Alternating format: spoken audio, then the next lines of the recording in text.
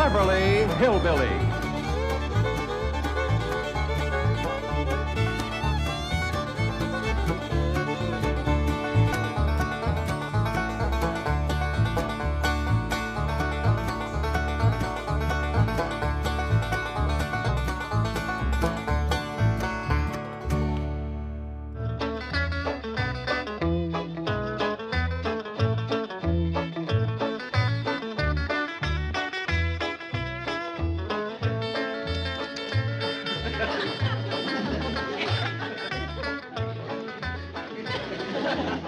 This enough taters, Uncle Jed?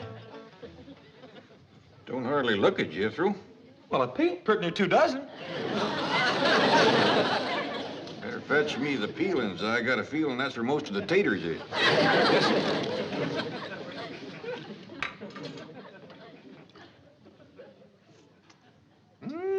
Doggies. How's it taste, Uncle Jed? Pitiful. Maybe them peelings will help. Dump 'em in.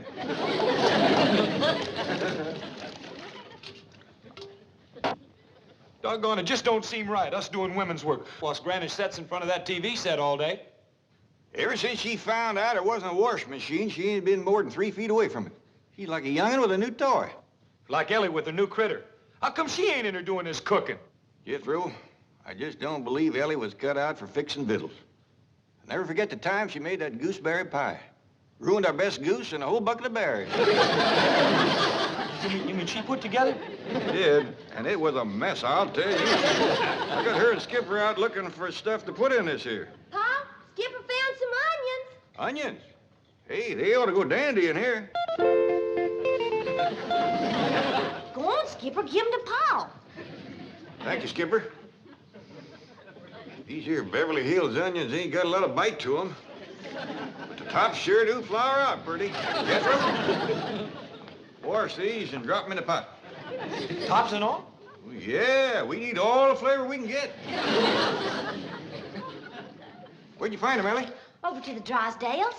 Did you ask the Drysdales, could you borrow some onions? Oh, yes, sir, Pa. Miss Drysdale says go around to the kitchen door and get some from the cook. But Skipper found some on the way, and we didn't have to bother nobody. Fine and dandy. Well, drop them in the pot, Jethro. Don't just stand there sniffing them. Would you like some more? There's a whole big patch of them. A few more might help, Elly. That stew ain't got too much going for it. Come on, Skipper. Let's go pull up some more onions. How's it going, boy?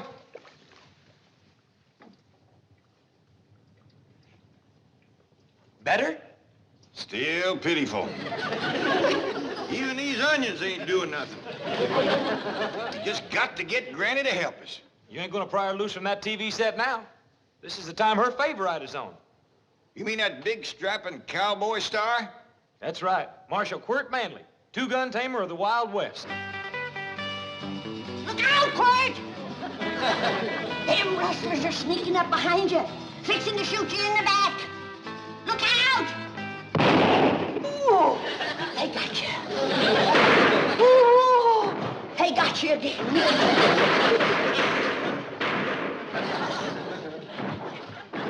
Oh, you're done for now, Quirt. That's it, you dirty cowards! Right off and leave them with a back full of bullets!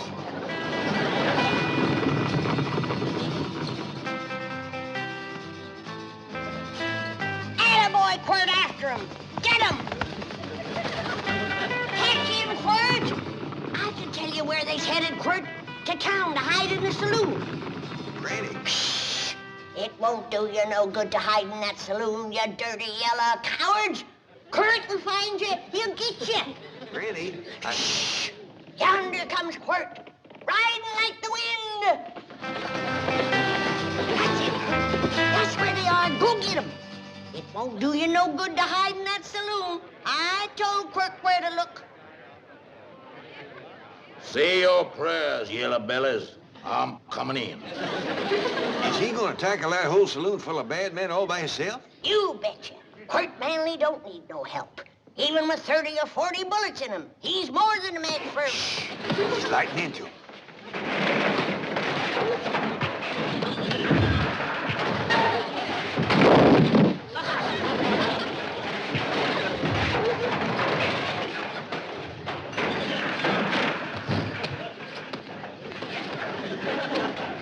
you, Jed. I told you he didn't need no help. Look at them run, the yellow bellies. He's right smart of a man, all right. Old Quirt chased them clean out of town. Next time, I won't go so easy on you. Yes, sir, Granny. He sure is a rip-snorting fighter, old Quirt. Oh, look yonder. Now he's fixing to wrestle his horse. No, Jed.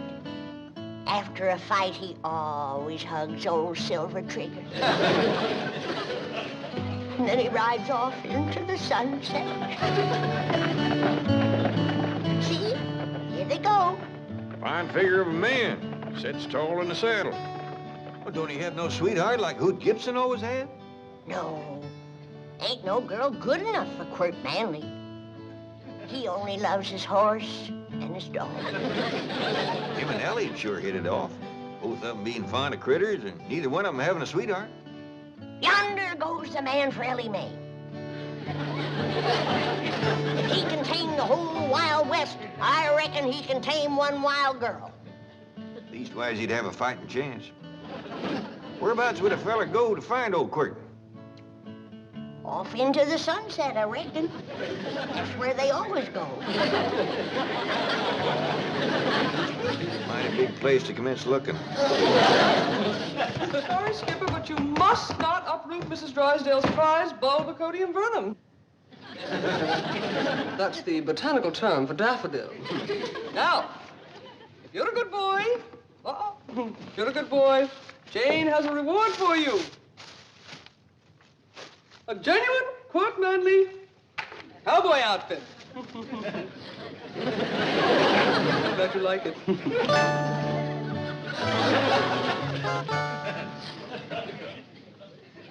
Oh, howdy, Miss Jane. Greetings, Jethro. And how is my strong, handsome, manly hero today? Well, you'll have to ask Granny. She's the one who watches him. Watches who? Quirt Manley. Oh, you thought I was referring to the television star. Oh, I know you're hungry, Skipper. So am I, but this stew ain't nearly ready yet. Stew? Jethro, what are you putting in there? Everything I can lay my hands on. I ain't got no flavor at all.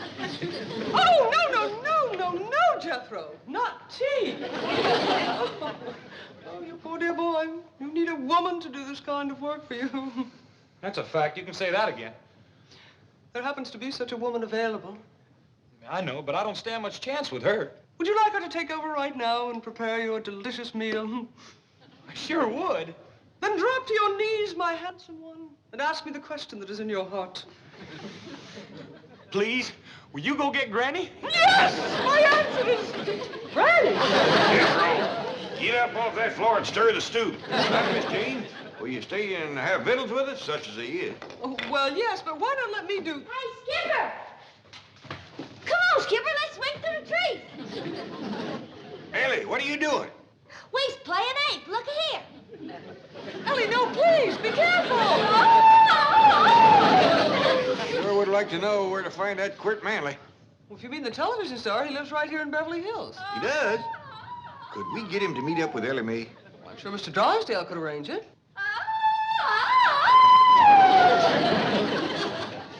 I sure wish he'd hurry.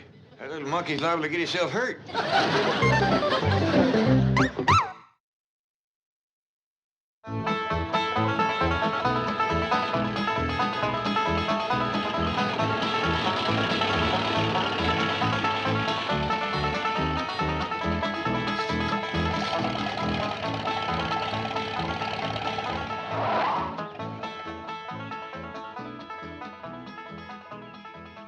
I see you got some victuals. Oh, yes, sir, Uncle Jed. Told the fella down at the store about Granny watching TV all day instead of cooking.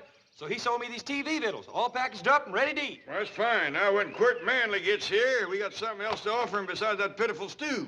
Is Quirt Manley coming here? That's right. Now, I want you to get the truck around back so when he rides up here, his horse won't shy at it. Yes, sir. And see your guns clean good. We'll ask him to give us some shooting lessons. But we know how to shoot. Not like that, rascal. Granny says he can drop 7, 8 rustlers with one shot. That ain't all. He's got a couple 6-shooters that shoot all day without reloading. Well, I can't wait to meet that rascal.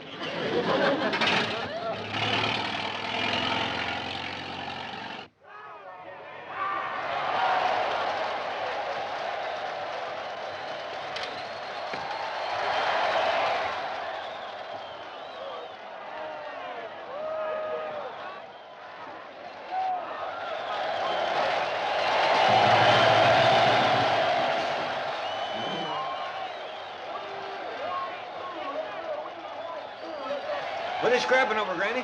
A little leather pouch, no bigger than that. What's in it? I don't know, but there's 22 men tearing each other apart trying to get it. Quite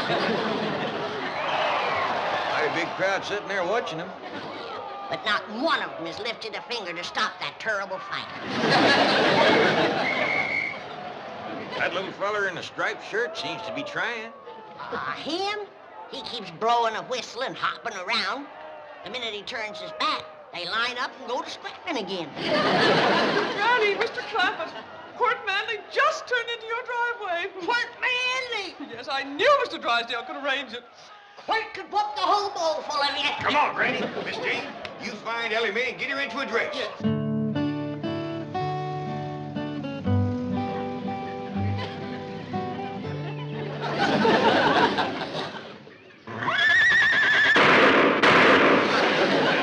That's Quirt, all right.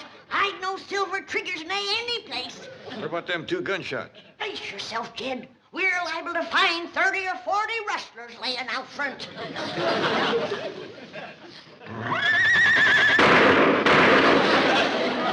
Don't shoot, Quirt. We ain't rustlers. We's friends, Miss Manley. That we is. How come you ain't riding Silver Trigger? Did them dirty rustlers get him? We'll help you find him, but I ain't no Court Manley. Kid, there's only one man like him. Why, he's the biggest, the bravest, the fightingest, the strongest, the hard-ridingest, and the straight-shootingest man alive. Are you people putting me on? Who said that? Somebody back here? That you spoke, Mr. Manley? Oh, yeah. Well, sure it was. I got a sore throat. Sometimes the voice just sneaks out that way. Oh, come on in, Quirt. I'll doctor you. Ain't got the time, ma'am. Ain't got the time. Still, I'll autograph a couple of pictures for you before I go.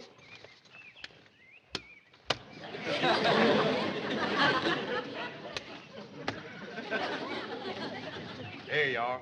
Well, so long now. I got to be driving off into the sunset. Wait a minute. What about Elly May? Elly May? Well, sure. There you are. Mr. Clappett, Elly May is swinging through the trees with Skipper and refuses to come down. I'll go fetch her down if you can keep Mr. Manley from leaving. Please don't go, Quirt. Well, sorry, ma'am, but gotta hit the trail. Well, so long, y'all. Hold on there, Mr. Manley. My boss, Mr. Drysdale, has been speaking with your boss, the sponsor, and he wants you to stay here and meet Elly May. Oh, well, in that case, I reckon I could spare a couple of moments. Bless you, Quirt. Oh, bless you, Quirt. Elly May is the wildest young'un that ever come down from the hills. But if there's one man alive who can tame her, it's big Quirt Manley. Well, thank you, ma'am. Thank you. I wish I was 10 years younger. I tell you right now, I'd give that Elly May a run for her money. I always was partial to tall men.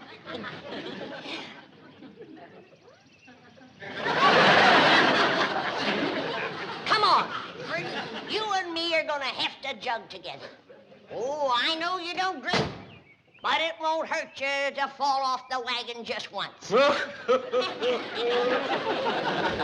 May, I don't want no more arguments from you. You get up them back stairs and change into a dress. Well, why can't I wear cowboy clothes like Quirt Manley? Because a man like Manley wants a woman that's womanly now.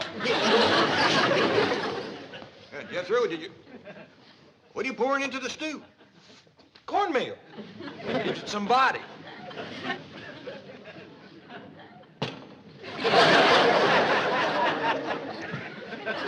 Now, you sit down and make yourself to home while I run upstairs and fetch Elly May. If you want to see a real rip-snorting fight, turn on the TV. There's 22 fellers are having a real knockdown and drag-out. Of course, you could whoop them with one hand.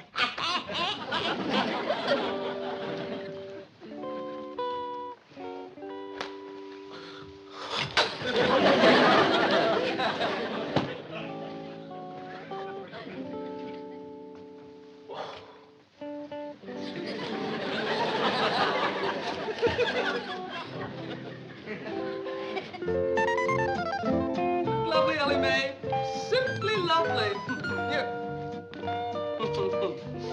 go the back way and get your father. Yonder he sits. That's him, with the broad shoulders and hat. Sits tall in the chair, don't he? Sure does, Granny. Wait till he stands up. Your heart will jump right into your mouth. Mr. Manley, this here is Elly May. Howdy do. Glad to make your acquaintance. Dad! Dad! The rustlers must have jumped first whilst we were out. Look, look! We gotta catch him, Granny. They done run off with the best part of it.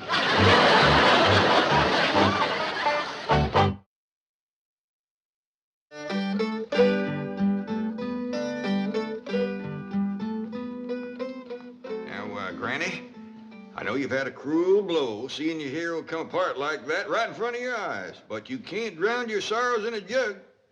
I don't take more than a thimbleful, and you know it. Now, don't fly off at me. By the way, where is your drinking thimble?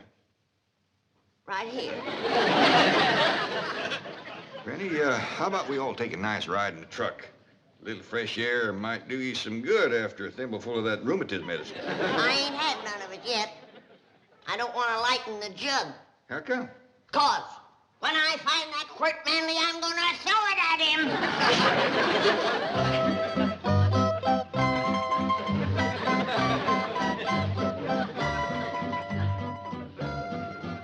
Gee, that's the first time I've ever seen a swimming chicken. Shucks, that's nothing. I got a cat that swims, too. And a rooster that plays dead, a dog that climbs trees, and a turkey that shakes hands. My goodness, I just love animals like these. That is, the little ones. Big animals like horses kind of scare me. You ride like the wind on TV. Oh, that's not me, Elly May. That's my double. He does my riding, shooting, fighting, falling off cliffs and things like that. I have another double who does the deep voice for me. I call him my double-double. What do you do, Mr. Manley? Oh, please, Elly May. Call me Henry. That's my real name, you see. I'm only on the show because my father's the sponsor. They just use me for close-ups. They say I have a sincere face. Got a nice face. I like it. Oh, thank you, Elly May. I like your face, too. And now that I come to think of it, I like the rest of you. Did you notice that rhymed? Yeah. Well, that's what I really like to do.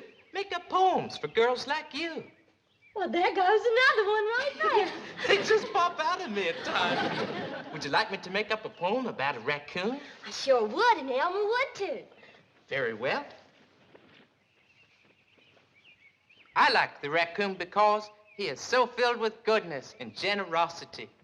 Well, look how he gives us his skin for use on our garments and other apparel. In addition, raccoons act natural and don't put on airs, as do skunks and old turnips. You're up, Granny. Someone here to see you. Well, I don't want to see him. He reminds me of Quirt Manley. Oh, he's a heap more of a man.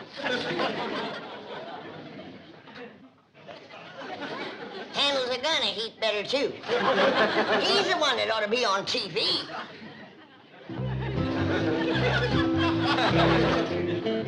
Hi, Elly May. Hey, excuse me, little fella. Can you tell me where I can find Mr. Quirt Manley? I noticed you was toting his hat for him. Well, this here is Quirt Manley, Jethro. Stop joking, Elly May. I'm in a hurry. I want to ask him if I can borrow his pretty car to drive around the block a couple times. Oh, yes, you may, Jethro. The car belongs to my father, so it's all right. Yoo-hoo! Hey, do you think he'd tear me to pieces if I borrowed his hat, too? I can promise you he won't.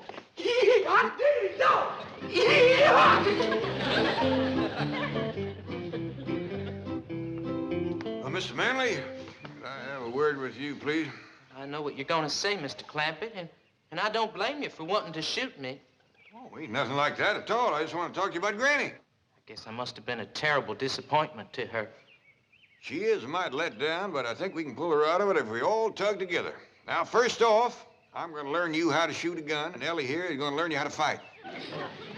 I'm afraid of guns, but I might like learning to fight.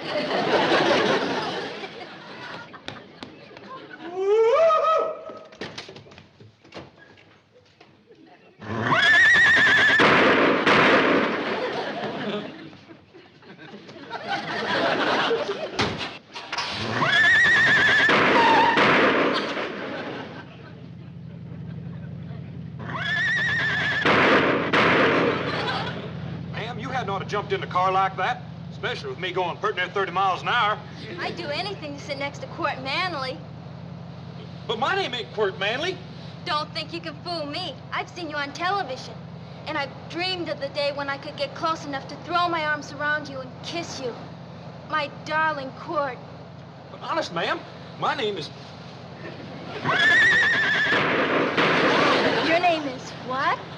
My name is Kurt Manley.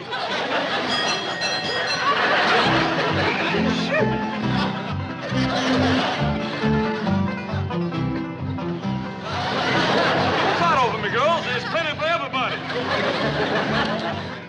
I tell you, Granny, that little feller is a crack shot. He can stand on our front porch and light a match clean out by the front gate with a 6-shooter. I don't believe it. Come on out, he'll show you. Jed tells me you're pretty good with them 6-shooters. Granny, he's a blue-tailed marvel. He's gonna whip out them guns and bam, bam, bam, light them 3 matches stuck in the ground down there this side of the wall. I believe it when I see it. All right? Where you going? Oh, I can't bear to watch him. He puts me plumb to shame. Well, come in shooting.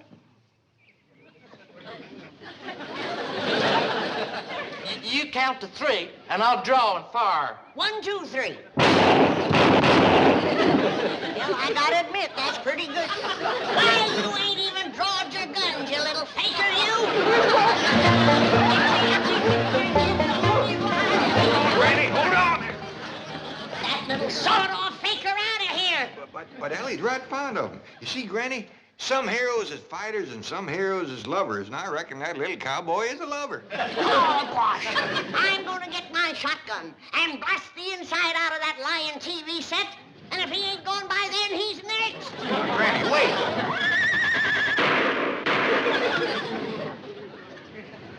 Hey, look at that! Look at what I got!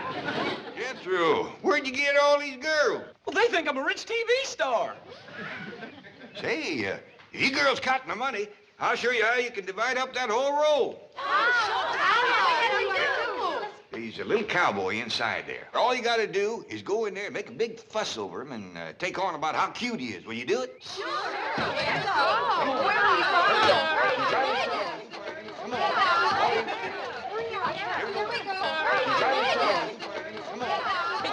But Uncle Jeff, them girls was mine. You'll get him back, Jethro, as soon as they show Granny what a ladies' man little Quirt is.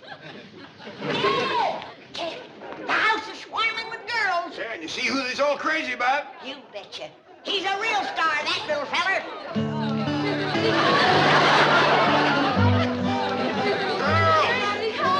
You got the wrong little cowboy. Now, Granny, don't shoot the TV set. I ain't.